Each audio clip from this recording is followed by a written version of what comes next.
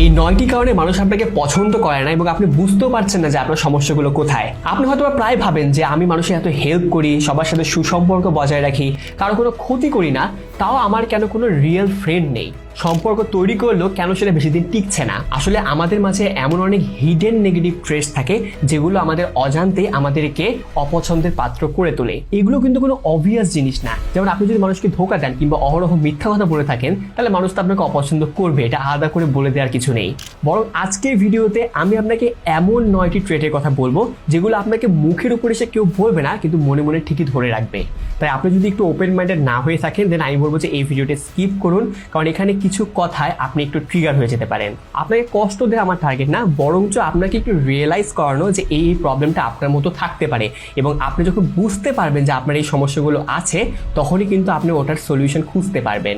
কারণ let's be real, আপনার সাথে যদি আশেপাশে সবারই প্রবলেম হয়ে থাকে, দেন মোস্ট প্রবাবলি আসল প্রবলেম আপনি নিজেই।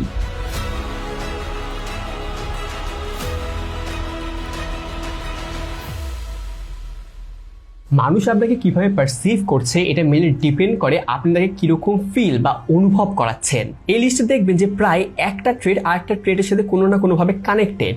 আপনার মধ্যে যে 9টা ট্রেডই থাকবে বিষয়টা এমন না, তাই নোট ডাউন করতে পারেন যে আপনার মধ্যে কোন কোনগুলো আছে এবং কোন কোনগুলো আপনি ফিক্স করতে পারবেন। আর লিস্টের লাস্টের ট্রেড যদি আপনার মধ্যে থাকে, তাহলে আসলে এত কথা বলে কোনো লাভই হবে না। So number 1, intention versus impact gap. আপনি ভালো ইন্টেনশনে কিছু করছেন মানেই যে সেটার ইম্প্যাক্টও ভালো পড়বে, এই ধারণা থেকে আপনাকে বের হয়ে আসতে হবে। যেমন ধরুন যে সকল বাবা মাই তার সন্তানের ভালোই চায়, এটা আসলে ডিনাই করা কিছু নেই, কিন্তু তার মানে কি সকল সন্তানের সাথে তার বাবা মার সম্পর্ক ভালো থাকে? আপনি যখন ভালো ইন্টেনশনে কিছু করছেন বা কোনো ইন্টেনশনে কিছু একটা করছেন, অপোজিট পার্সনের উপর সেটার ইম্প্যাক্ট কেমন করতে পারে এটাকে আপনার বিবেচনা করতে হবে।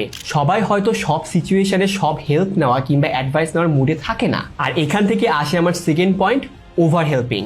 গায়ে পড়ে হেল্প করা, না চাইতে অ্যাডভাইস দেওয়া, এগুলো সোশ্যাল সাইকোলজির ভাষায় অন্যের কাছে কন্ট্রোলিং কিংবা প্যাট্রোনাইজিং মনে হতে পারে। কেউ যদি আপনার কাছে হেল্প না চায়, আপনার জোর করে আসলে হেল্প করার প্রয়োজন নেই। যেমন ধরুন যে কারো একটা আর্থিক অবস্থা দেখে আপনি ভাবলেন যে তাকে কিছু আমি টাকা দিই, তার আর্থিক সাহায্য হবে। আপনার ইন্টেনশন এখানে ভালো, এটা নিয়ে কোনো সন্দেহ নেই, কিন্তু সেই মানুষটার কাছে মনে হতে পারে যে আপনি তাকে ভিক্ষা দিচ্ছেন এবং এটা তার সেলফ রেসপেক্টে লেগে যেতে পারে। তবে আপনি হয়তো বা কাউকে কোনো একটা ভালো অ্যাডভাইস দিচ্ছেন, কিন্তু সেটা তার কাছে ইন্টারফেয়ারিং মনে হতে পারে। সো ওভার হেল্পিং থেকে একটু দূরে থাকার চেষ্টা করুন। এবং আপনি কিভাবে বুঝবেন যে অপর পার্সন আসলে হেল্পটা দরকার কিনা? আপনি এটা কখনোই বুঝতে পারবেন না যদি আপনার মধ্যে এই নেক্সট ট্রেটটা থাকে, হুইচ ইজ পুয়ার লিসেনিং। সোজা ভাষায় আপনি বলেন বেশি, শোনেন কম। হ্যাঁ, বুঝলাম যে আপনি অনেক ভালো কথা বলেন, আপনার কথার মধ্যে অনেক মধু আছে, কিন্তু এফেক্টিভ কমিউনিকেশনের 80%ই হচ্ছে অ্যাক্টিভ লিসেনিং। আপনি মানুষের সাথে সম্পর্ক তখনই ভালো তৈরি করতে পারবেন যখন আপনি তাকে ফিল করাবেন যে হ্যাঁ, আমি তোমার কথা শুনছি, তোমাকে আমি কেয়ার করছি। আপনার যদি সবসময় টার্গেট থাকে যে হ্যাঁ আমি বলবো, আমি মেইন টার্গেটে থাকবো, আমি অ্যাটেনশন সিক করব, তাহলে আপনি অন্যের কথা যখন শুনবেন না, মানুষ আসলে আপনার সাথে সেই কানেকশনটা ফিল করবে না। এতে কি হবে, অপর পার্সনটা মনে করবে যে আপনি তার প্রতি অনাগ্রহী এবং সে নিজেকে ওপেন আপ করতে পারবে না এবং আস্তে আস্তে আপনার থেকে দূরে সরে যাবে। আর তার মধ্যে বেশি কথা বলা মানুষ অনেক ক্ষেত্রে অনেক সময় পছন্দ করে না। এই পরের ট্রেডটা আসলে বেশ ইন্টারেস্টিং, কারণ মানুষ অনেক ক্ষেত্রে রিয়েলাইজই করে না যে তার মধ্যে এই জিনিসটা আছে, and that is main character syndrome. Attention seeking, being loud in a situation যেখানে আসলে প্রয়োজন নেই, এই জিনিসগুলো কিন্তু খুবই দৃষ্টিকটু। সব জায়গায় আসলে আপনাকে মেইন ক্যারেক্টার হতে হবে না, সব জায়গায় আপনাকে অ্যাটেনশন নিতে হবে না। কিছু কিছু জায়গায় আপনাকে একটু সাইড লাইনে থাকা উচিত অন্যকে ফ্লোর করে দেওয়ার জন্য।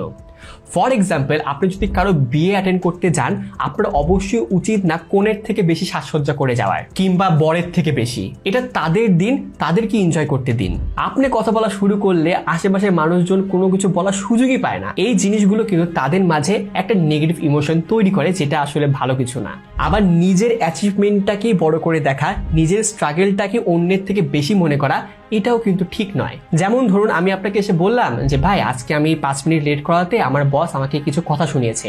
আপনি উল্টো বলা শুরু করলেন, আরে ধুর, তোর বসের কিছু হইলো, আমি একদিন 30 মিনিট লেট করছি, আমার বস তো আমার একদিনের বেতনই কেটে ফেলছে। এই যে এখানে কিন্তু আপনি আমার কষ্টটাকে ভ্যালিডেট করলেন না, আপনি নিজের স্ট্রাগলটাকে আমার থেকে বেশি বড় করে দেখালেন। কারণ আপনি যদি এরকম করেন, তাহলে অবশ্যই আপনার সাথে তো আমি বেশি কানেক্টেড ফিল করবো না। Next comes subtle negativity. Pessimistic কিংবা নেতিবাচক মানুষকে আসলে কেউ পছন্দ করে না। আপনি ইন্ট্রোভার্ট হন, আপনি কথা কম বলেন কিংবা আপনি এক্সট্রোভার্ট হন, এগুলো প্রবলেম না, কিন্তু আপনার কাছে যদি প্রত্যেকটা সলিউশনের যদি প্রবলেম থাকে, এইটা হচ্ছে প্রবলেম।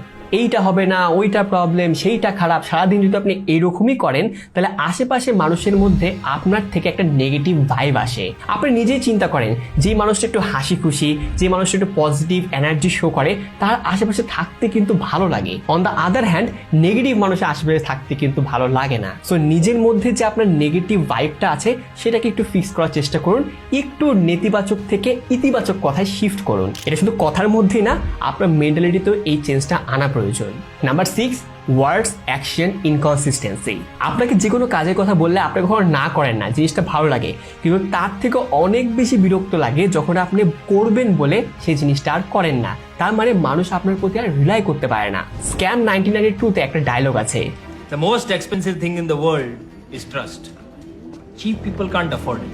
সো ইয়েস, মানুষ যদি আপনাকে ট্রাস্ট না করতে পারে, আপনার উপর যদি রিলাই না করতে পারে, আস্তে আস্তে কিন্তু মানুষ আপনার থেকে দূরে সরতেই থাকবে এবং আপনি হয়তো বুঝতেও পারবেন না যে আপনার প্রবলেমটা কোথায়। Next comes emotional inconsistency. বেশি মুড সুইং আর ইমোশনাল ইনকনসিস্টেন্সি আসলে কেউ পছন্দ করে না। হুটহাট রেগে যাওয়া, স্যাড হয়ে যাওয়া, একই ফান একই সিচুয়েশনে ডিফারেন্ট টাইমে ডিফারেন্ট ভাবে পারসিভ করা, এই জিনিসগুলো আপনাকে অনেক বেশি আনপ্রেডিক্টেবল করে তোলে এবং আপনার আশেপাশে মানুষ থাকতে একটু ভয়ই পায়। কারণ লেটস বি অনেস্ট, দুনিয়ার মানুষের ঠেকা পড়ে নাই আপনার মুড সুইং সামলানোর। সো আপনি যদি নিজের ওই কন্ট্রোলটা না রাখতে পারেন নিজের ইমোশনের প্রতি, হুটহাট করে মানুষের উপরে চেতে যান, তাহলে মানুষ আপনার সাথে কেনই বা সম্পর্ক বজায় রাখবে? আপনি হলেও হয়তো রাখতেন না। অ্যান্ড নেক্সট কামস জায়গা বুঝে কথা না বলা। আপনি স্ট্রেট ফরওয়ার্ড মানুষ বুঝলাম, কিন্তু স্ট্রেট ফরওয়ার্ড আর রুডনেসের মধ্যে একটা ডিফারেন্স আছে।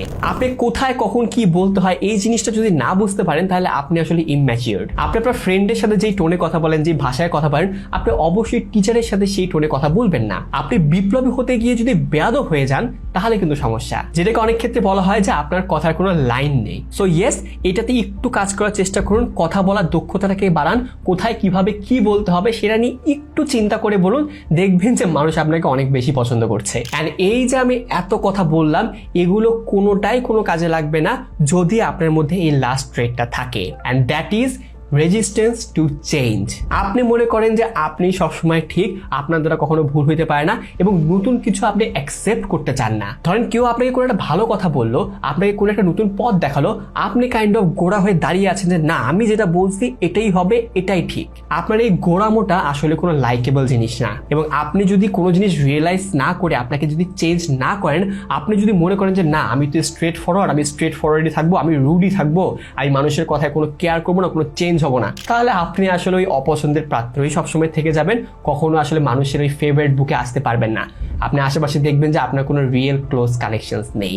এগুলোই ছিল আমার সাইড থেকে 9টি নেগেটিভ ট্রেট, যেগুলোর আসলে 3-4টা থাকলেও আপনার আসলে চেঞ্জ হওয়া উচিত। বাট ইন দি এন্ড আমি আর একটা ইম্পর্টেন্ট কথা বলতে চাই, আপনি সবার কাছে ভালো হতে পারবেন না, আপনার ভালো হওয়ার প্রয়োজনও নেই। সবাই আপনার ভালো মানুষই ডিজার্ভই করে না। আবার কিছু মানুষকে কলিজা কেটে দিলেও তারা বলবে যে লবণ কম হয়েছে। কিন্তু ইয়েস, কিছু মানুষের অপছন্দের পাত্র হওয়া এবং সবার কাছে অপছন্দের পাত্র হওয়ার মধ্যে কিন্তু ডিফারেন্স আছে। আমার এই ভিডিও টার্গেট ছিল যে আপনি অ্যাক্টিভলি এই জিনিসগুলো বুঝুন এবং কনসিয়াসলি ডিসিশনটা নিন। সো আজকের ভিডিও এই পর্যন্তই। ভিডিওটি ভালো লেগে থাকলে একটি লাইক দিয়ে দিন। এরকমই আরো ইনফোটেইনিং ভিডিও পেতে চ্যানেলটি সাবস্ক্রাইব করে রাখুন।